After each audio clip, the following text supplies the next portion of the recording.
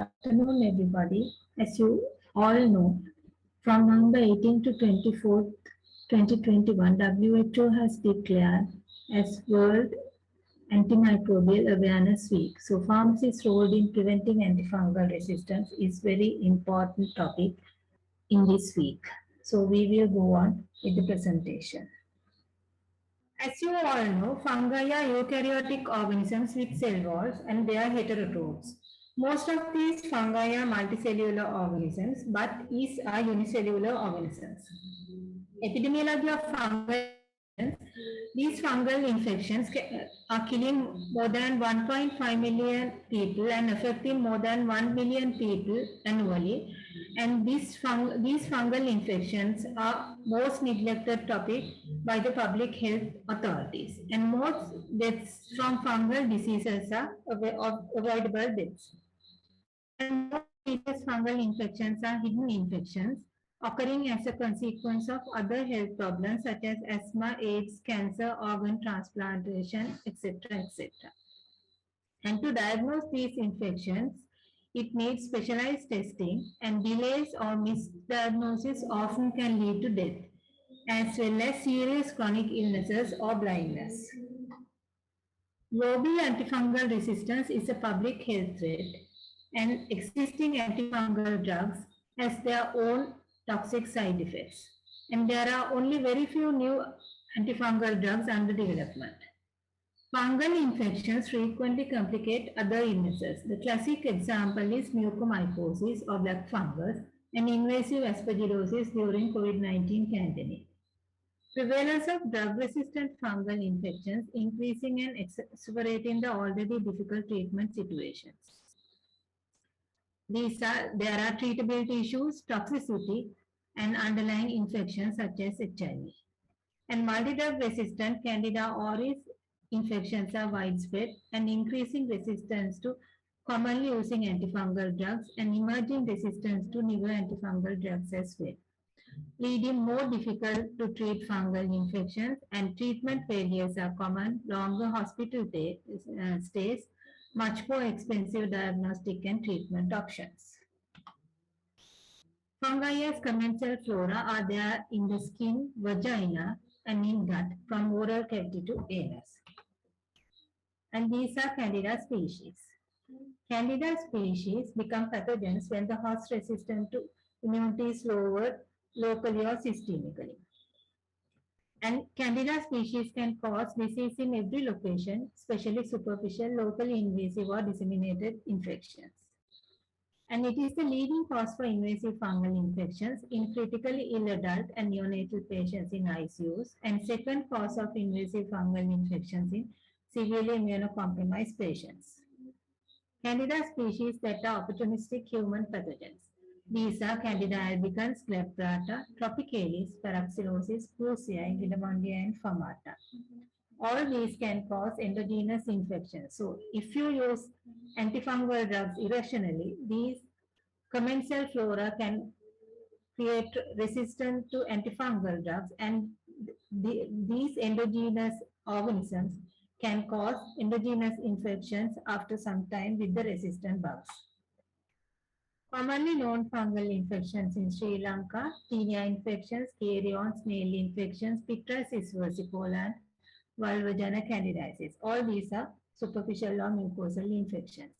Fungemia, invasive aspergillosis, cryptococcal meningitis, other invasive fungal infections, and histoplasmosis are systemic infections.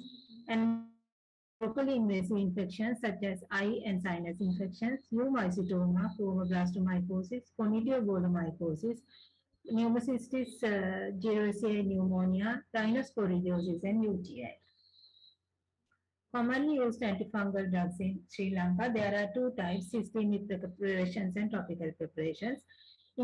Under systemic preparation, there are voriconazole, itraconazole, echinocandins, and amphotericin B, which are red light antifungal drugs, which can only authorized by a hospital microbiologist. So please don't use these drugs unnecessarily, because they have made as red light antifungal drugs, because these are the drugs which can cause resistance very easily in the commensal flora inside the body. So please keep it in mind not to use these drugs and not to sell these drugs without the microbiologist's opinion. Current local situation, drug-resistant tinea infections, multi-drug resistant yeast infections, both local and invasive infections, multi-drug resistant mold infections, and Candida auris infections. Common wrong practices which lead to drug-resistant fungal infections. Treating commensal Candida species in sputum or bile cultures. These culture-positive Candida species are oral commensals. So if you treat these patients with systemic antifungal drugs, this can only cause or create resistant bugs inside the body and can cause endogenous infections later on. Treating Candida species which has colonized urinary catheters. It is said that urinary catheters are colonized by Candida species within 20 minutes of insertion of the catheter. So if you really want to know whether the patient is having a UTI in a catheter inserted patients, what you have to do is insert a new catheter and within 20 minutes of insertion of the catheter, collect the sample for urine culture. Treating tinea infections with steroids combined with antifungal treatment. As we all know, treating with steroids for infections can mask the signs and symptoms and also it can aggravate the infection. So this is same for the tinea infections as well. So please don't use steroids, especially topical steroids combined with antifungal treatment for these tinea infections. What you have to do is refer the patient to a dermatologist because these resistant tinea infections needs oral antifungal therapy. Treating Candida species colonizing the chronic wounds and molds colonizing the chronic wounds. So these Candida species can be skin commensals and these molds can be environmental contaminants. So if you treat these patients, you will be treating either the colonizers or environmental contaminants with highly toxic antifungal drugs. So what you have to do is, if you need to know whether the wound is due to a fungi, what you have to do is clean the wound with sterile normal saline thoroughly and then take a deep biopsy. Either a dermatologist or a surgeon can do this and put the sample in a sterile screw cap container with sterile normal saline and transport it to the laboratory at room temperature. So then you can do the mycological testing and get to know whether the causative agent is a fungus or not. Treating culture reports without direct microscopy test result.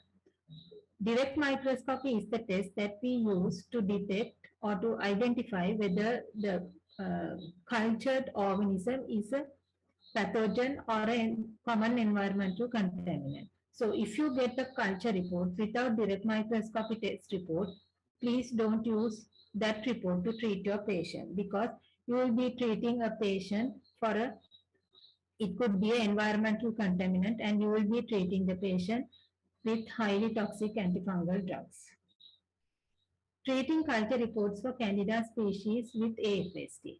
Now, if a laboratory reports antifungal sensitivity testing report, that laboratory should first identify the causative Candida species such as Candida albicans, tropicalis, etc., etc. If they haven't identified the causative agent as Candida species, they cannot report antifungal sensitivity testing report. So because of that, please don't use this report to treat your patients.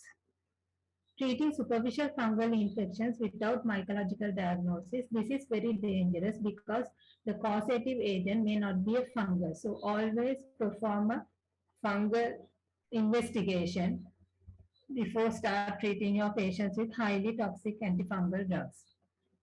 Using red light antifungals unnecessary is the main thing